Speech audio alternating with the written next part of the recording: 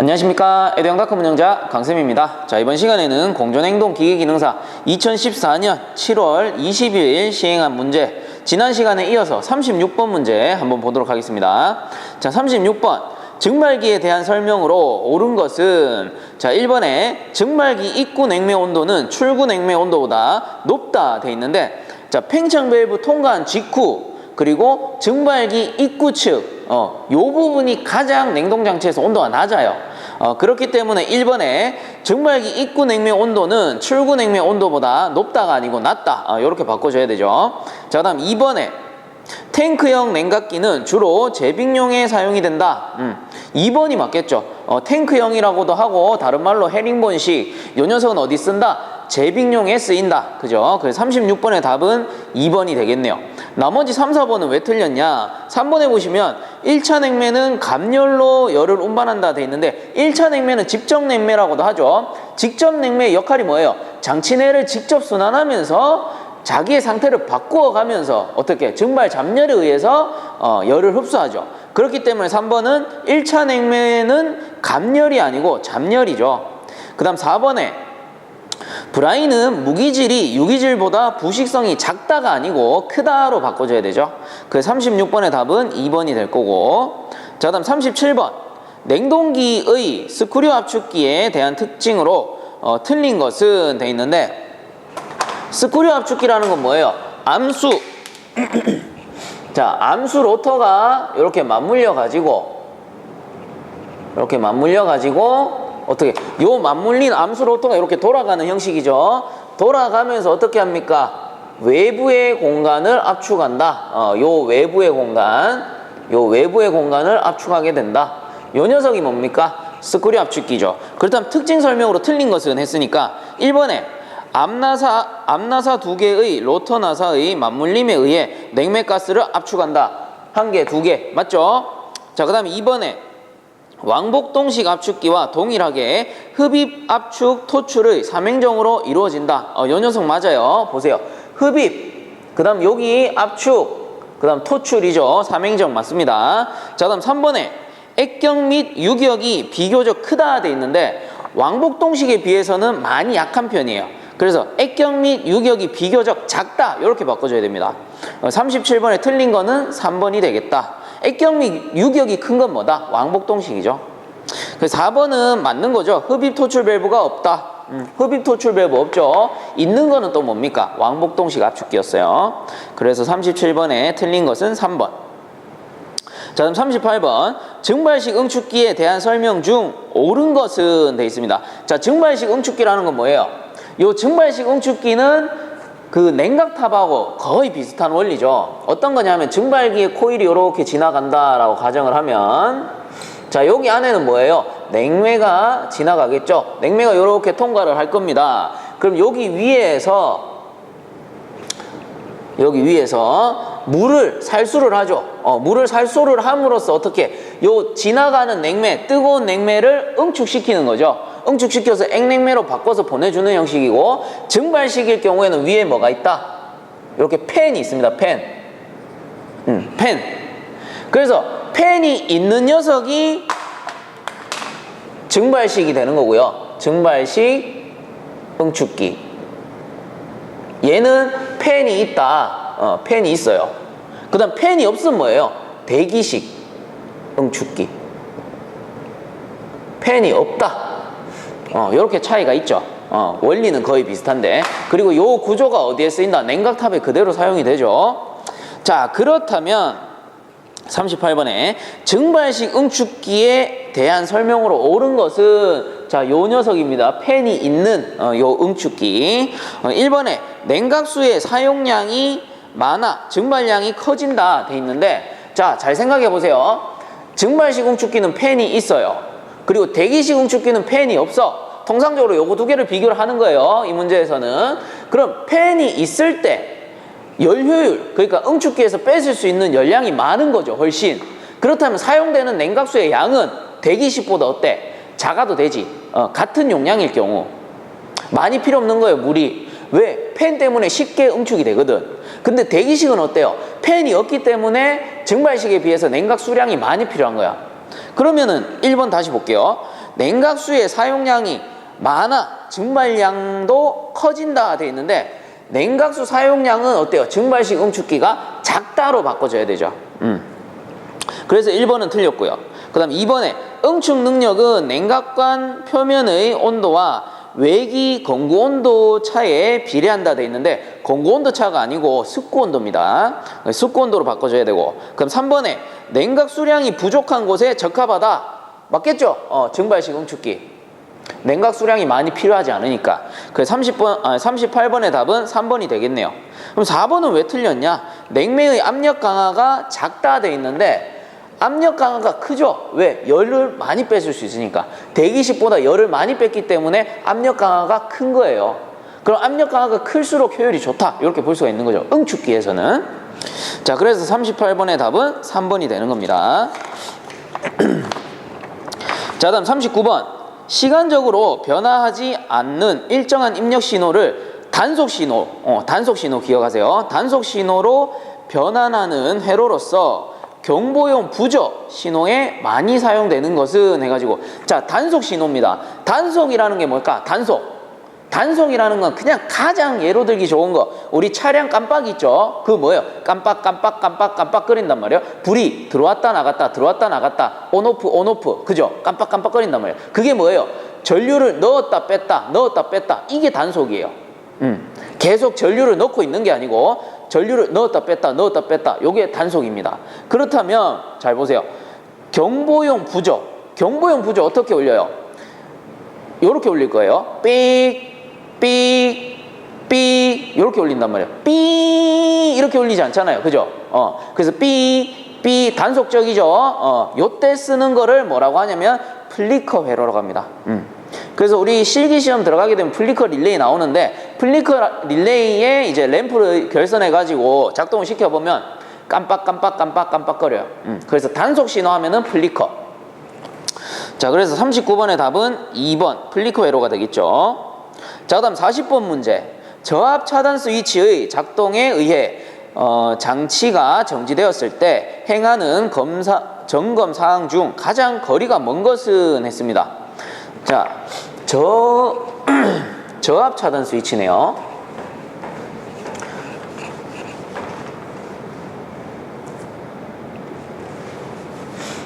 자, 간단하게 냉동 사이클을 그려본다면 압축, 응축, 팽창, 증발기가 이렇게 있겠죠. 자, 그럼 압축, 응축, 팽창, 증발기가 될 거고. 자, 그렇다면 압축기를 기준으로 요 우측이 뭐예요? 우측이 고압측이죠. 고압측. 그리고 요 압축기를 기준으로 좌측은 뭡니까? 오른쪽이 고압측이면 좌측은 당연히 저압측이 되겠죠. 저압측이 될 거예요. 자, 그렇다면 잘 생각해 보세요. 고압측에 쓰는 스위치를 뭐라고 해? 고압측에 쓰는 스위치는 HPS라고 해가지고 고압 차단 스위치라고 하겠죠. 그리고 이제 저단측에 쓰는 스위치를 뭐라고 해? 오른쪽 게 HPS, 왼쪽 게 LPS 해가지고 이 녀석은 저압 차단 스위치 라고 부르겠죠. 그럼 이 녀석들 각각의 역할이 뭐냐면은 고압 차단 스위치는 고단측에 엄청나게 높은 압력이 걸렸을 때 잘못하면은 냉동장치가 파손될 수 있죠. 그거를 막아주기 위해서 고압으로 상승되면은 압축기에 신호를 줘가지고 압축기를 끊어버리죠. 저압 차단 스위치는 뭐예요? 반대로 저단측이 너무 저압이 되면 어떻게 돼요? 증발기 안에 있는 그 증발기가 부하가 걸릴 거고 잘못하면 파손이 될 거고 그로 인해서 압축기의 토출가스 온도가 올라가고 그리고 압축기가 고장날 수 있죠. 결국은 이제 냉동장치를 보호하기 위해서 쓰는 건데 둘 다. 그렇다면 문제로 돌아가가지고 저압 차단 스위치의 작동에 의해 장치가 정지되었을 때 행하는 점검 사항 중 가장 거리가 먼 것은 했습니다. 자, 여기서 말하는 건 뭐예요? 저압 차단 스위치죠. 그렇다면 보기 1번 응축기의 냉각수 단수 여부를 확인한다. 응축기는 여러분 어디 있습니까? 응축기는 고압 측에 있어요. 고압 측에. 그러면 저압 차단 스위치의 역할로 맞아요? 틀렸죠. 이 녀석은 고압 차단 스위치의 역할이겠죠. 그래서 40번에 틀린 거는 1번이에요. 응축기의 냉각수 단수 여부를 확인한다. 어디? 고압 차단 스위치. 나머지 2, 3, 4번은 맞으니까 한 번씩 더 읽어보시면 될 것 같아요. 자, 다음 41번. 왕복동 압축기와 비교하여 원심 압축기의 장점으로 틀린 것은 해가지고 왕복동 압축기는 이렇게 생겨가지고 피스톤이 위아래로 왕복 운동하면서 가스를 압축시킵니다. 물론 횡령도 있고요. 그 다음에 원심식 압축기는 뭐예요? 임펠러에 의해서, 임펠러의 날개 깃에 의해서 요 날개 깃이 회전 운동을 하면서 원심 운동을 하는 거죠. 디퓨저에 의해 이렇게 치출되는 형식. 요게 원심식 압축기였어요. 자, 그렇다면 왕복동 압축기와 비교하여 이 녀석하고 비교했을 때 원심 압축기의 장점으로 틀린 거라고 했습니다. 1번에 흡입 밸브, 토출 밸브 등의 마찰 부분이 없어 고장이 적다.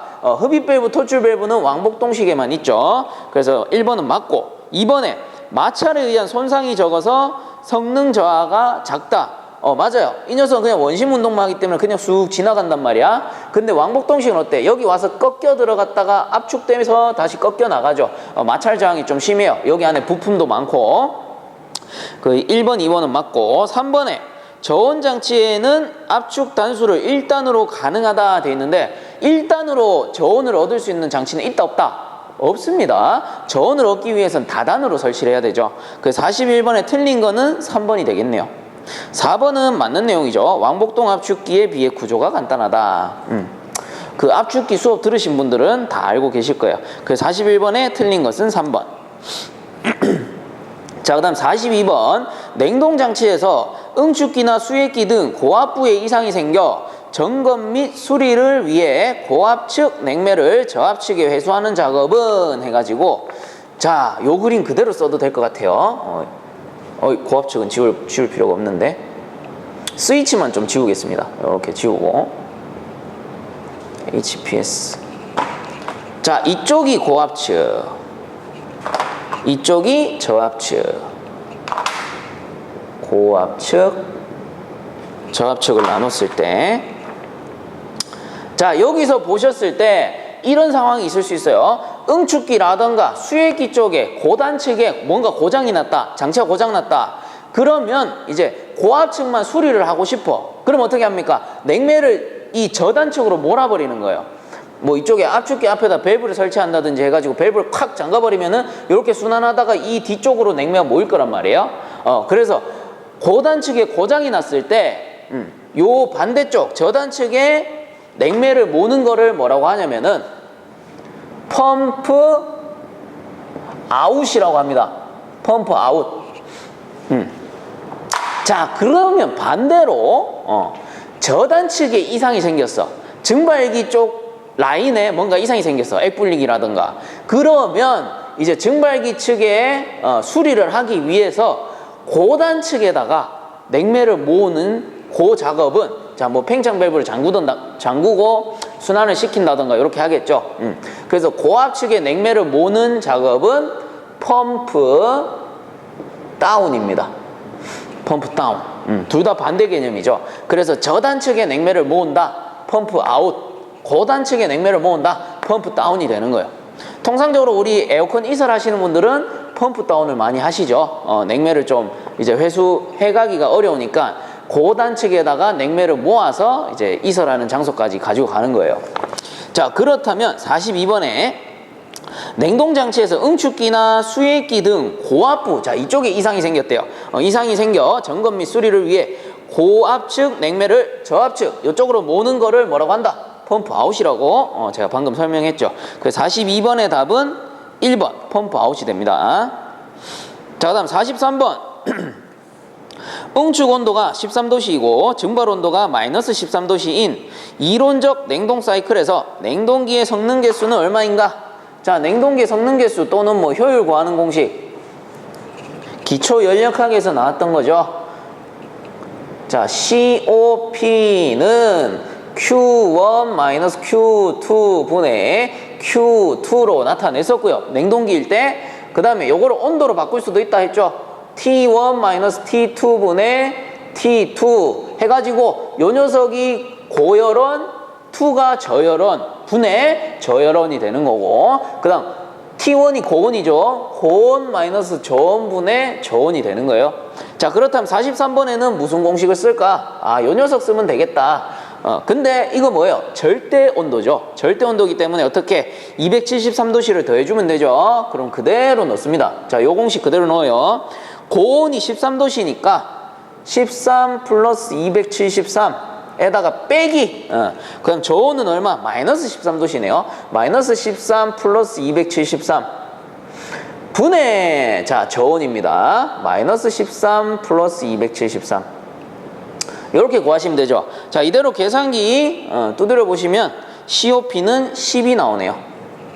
그래서 43번의 답은 4번이 되겠죠.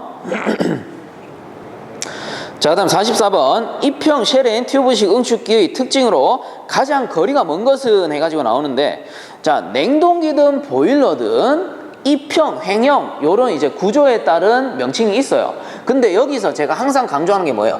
입형일 경우에는, 자, 요건 세워져 있는 거잖아요. 세워져 있기 때문에 입형일 경우에는 요 녀석 구조가 커질 수가 없어요.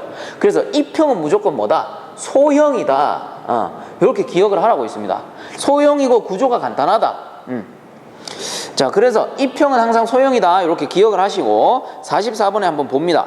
입형 쉘앤 튜브식 응축기의 특징으로 가장 거리가 먼 것은 해가지고 1번에 옥외 설치가 가능하다. 왜? 소형이니까 구조가 작잖아요. 옥외 설치 가능한 거예요. 그 다음 2번에 액냉매의 관행각이 쉽다 돼 있는데, 자, 소형이기 때문에 용량이 좀 작다라고 생각하셔야 되죠. 용량이 작기 때문에 관행각이 어때? 어렵죠. 관행각이 됐다는 거는 효율이 좋다라는 거란 말이야. 근데 요 녀석은 소형이고 구조가 작기 때문에 그렇게 효율이 뛰어나진 않다. 그러므로 2번에 액냉매의 관행각이 어렵다로 바꿔주셔야 되죠. 44번에 거리가 먼 거는 2번이 되겠네요. 나머지 3, 4번은 맞는 거 한번 읽어볼게요. 3번에 과부하에 잘 견딘다. 이 용량 자체가 작으니까 용량 자체가 작으니까 어느 정도 과부하에는 잘 견딘다. 이렇게 보시면 되고, 그럼 4번에 운전 중 청소가 가능하다. 소형이기 때문에 구조가 간단하다 라고 했죠. 그래서 44번에 답은 2번이 됩니다.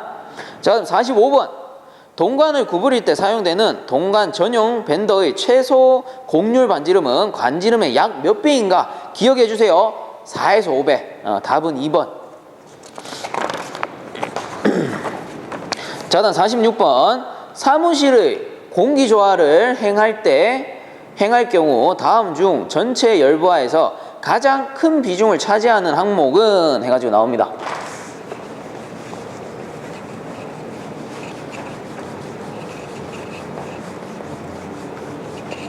자, 46번 문제에서 열부하라고 했죠. 열부하라는 거는 그냥 이렇게 생각하세요. 여름철에 우리가 냉방을 해야 되는데 냉방을 하는 목적이 뭐예요? 외부에 뜨거운 열이 자꾸 들어와. 그게 전부 열부하잖아요.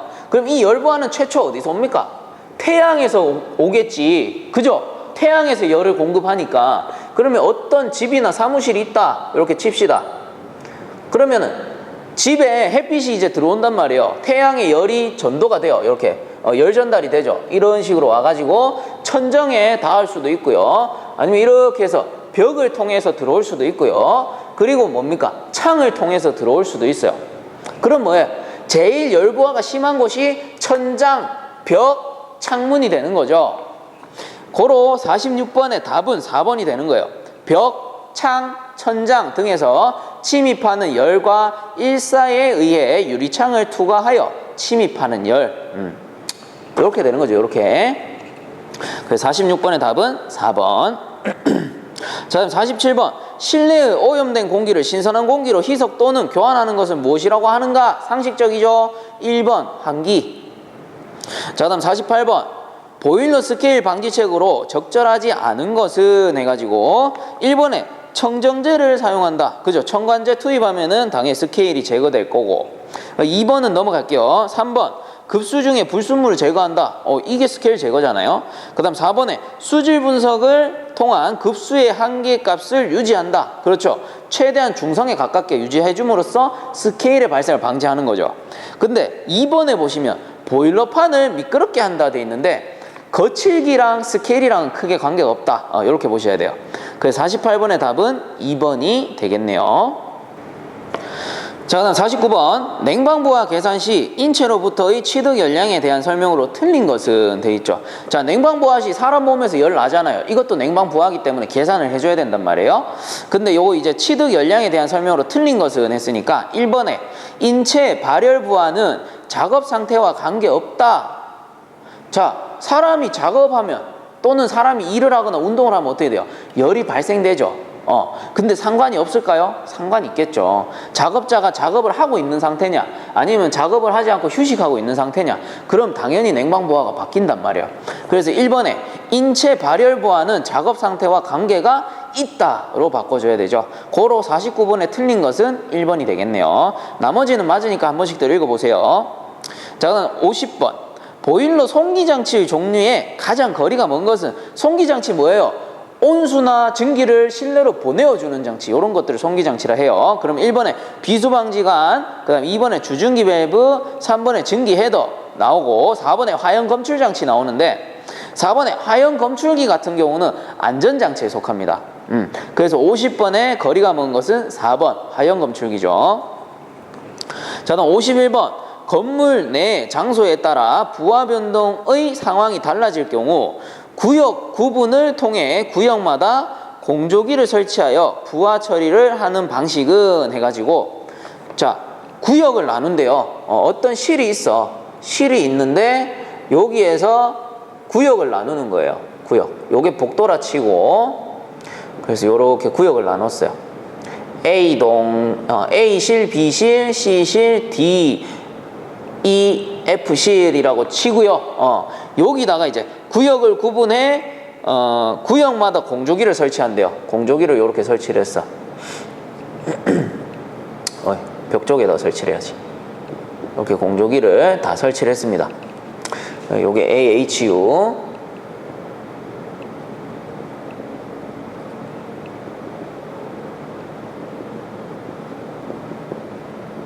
자, 각 실에다가 공조기를 설치를 했죠. 자, 근데 잘 보세요. 보기에 보시면 단일 덕트 제열 방식, 그 다음에 단일 덕트 변풍량 방식, 단일 덕트 정풍량 방식, 단일 덕트 각층 유닛 방식 되어 있어요. 근데 일단 4번에 각층 유닛 방식은 뭐야? 층으로 구분을 해야지 각층 유닛 방식이잖아요. 근데 얘들은 뭡니까? 한 실에다가 구역을 짜놓은 거예요. 그래서 각층 유닛 방식은 아닌 거고, 일단 4번은 아니에요. 그 다음 1번에 보시면 단일 덕트 제열 방식 돼 있는데, 얘들은 공조기만 한 대씩 넣은 것 뿐이지 제열기 또는 제열 코일을 별도로 설치하지 않았다. 고로 1번도 아닙니다. 그 다음 2번에 단일 덕트 변풍량 방식이냐 아니면 3번에 단일 덕트 정풍량 방식이냐. 그래서 2번 아니면 3번이 답인 거예요. 근데 잘 생각해 보세요. 자, A실만 별도로 떼봅시다. A실만 별도로 뗐어. 얘는 공조기가 한 대야. 공조기가 한 대인데 VAV라는 뭡니까 이거? 변풍량 유닛이죠. 변풍량 유닛이 있다 없다? 설명에서는 없습니다. 고로 뭡니까? 단일 덕트 정풍량 방식이 되겠죠. 요 A실만 봤을 때는 A실에서 일정한 풍량이 공급된다고. 그 다음 B실만 또 따로 봤을 때 B실에도 일정한 풍량이 공급되겠죠. 그렇기 때문에 단일 덕트 정풍량 방식이 되는 거예요. 그래서 51번의 답은 3번이 되겠네요. 자, 다음 52번 복사난방에 대한 설명으로 틀린 것은, 자, 복사난방 뭐예요? 실이 있으면 요게 실내다. 바닥, 벽, 천정에다가 패널을 매설하죠. 패널을 매설해서 여기다가 온수 또는 증기를 보내주는 이런 난방 방식을 뭐라고 한다? 복사 난방이라고 배웠죠, 우리가. 자, 그렇다면 복사 난방에 대한 설명으로 틀린 것이라고 했습니다. 1번에 설비비가 적게 든다. 매설해야 되는데 설비비가 적게 들어요? 아니죠. 설비비 많이 듭니다. 그러면 52번의 답은 1번이 틀렸겠네요. 나머지는 맞는 설명이니까 한 번씩 더 읽어보세요. 자, 그럼 53번 다음 설명에 알맞은 치출구의 종류는 치출 기류의 방향 조정이 가능하다. 댐퍼가 있어 풍량 조절이 가능하다. 공기 저항이 크다. 그리고 공장, 주방 등의 국소 냉방에 사용된다. 이 녀석은 3번입니다. 펑커 루버형. 그래서 53번의 답은 3번.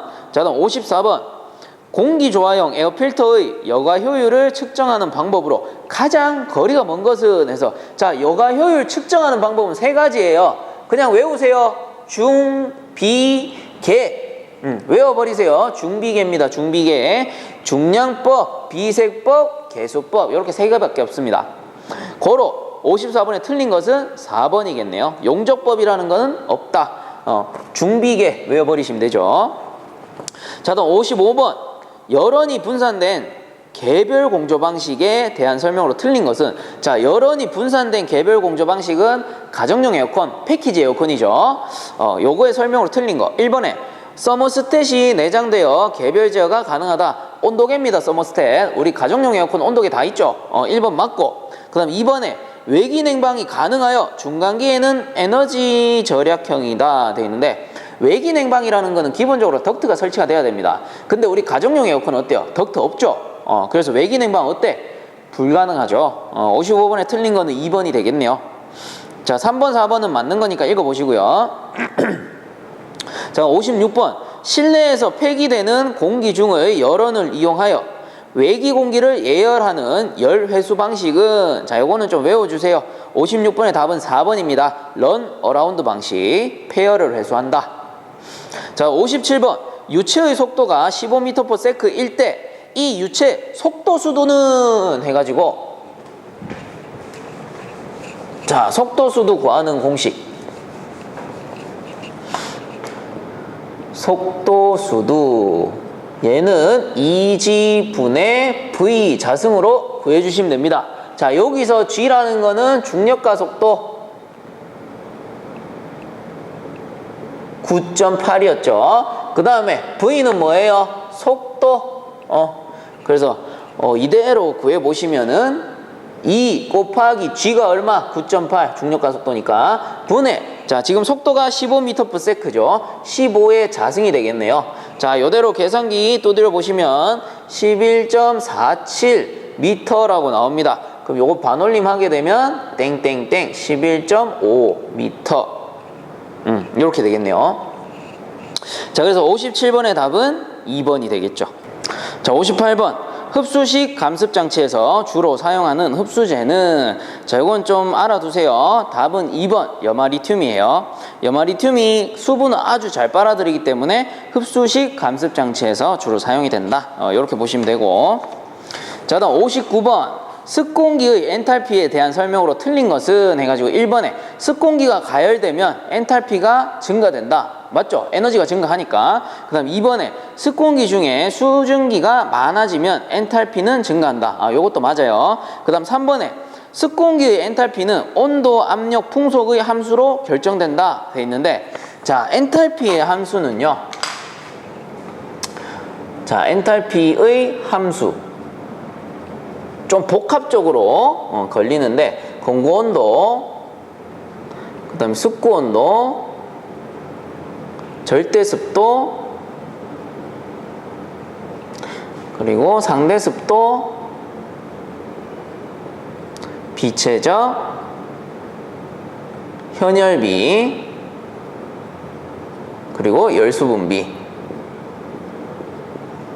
자, 이런 함수들로 이루어져 있다. 이렇게 보시면 되고, 근데 59번에 3번 보시면 습공기의 엔탈피는 온도, 압력, 풍속의 함수로 결정이 된다 돼 있는데, 자, 엔탈피는 일단 온도는 맞아요. 공구온도라든가 습구온도가 있기 때문에. 근데 압력과 풍속은 어때? 있다 없다? 없죠. 압력과 풍속은 엔탈피에 포함이 되지 않는다.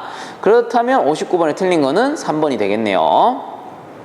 자, 그 다음 4번 같은 경우는 맞으니까 한 번씩 읽어보시고요. 자, 그럼 60번. 공기조화기의 자동 제어 시 제어 요소가 바르게 나열된 것은 해가지고, 자, 공기조화기의 4대 구성요소. 자, 요거 뭐였어요? 온, 습, 기, 청이었죠. 자, 요 녀석들이 뭡니까? 온도, 습도, 기류, 청정도예요. 자, 여기서 기류와 청정도, 요 녀석들을 합쳐 놓은 거를 우리가 뭐라고 하냐면은 환기라고 합니다. 환기. 환기. 자, 그렇다면 이 녀석들의 제어 순서는 어떻게 됩니까? 자, 이렇게 되는 거예요. 그대로 온도, 습도, 그 다음에 기류, 청정도가 뭐다? 환기. 자, 이렇게 되는 거죠. 온도, 습도, 환기. 요 순서대로 제어를 해주면 되겠다. 그래서 60번의 답은 1번이 되는 거죠. 자, 이렇게 해서 이번 시간은 여기서 마치도록 하고요. 본 강의가 도움되셨다면 유튜브 에듀양닷컴 검색 후에 구독과 함께 영상 하단에 보시면 다운 버튼 있으니까 한 번씩 눌러주시면 감사하겠습니다. 자, 수고들 많이 하셨습니다.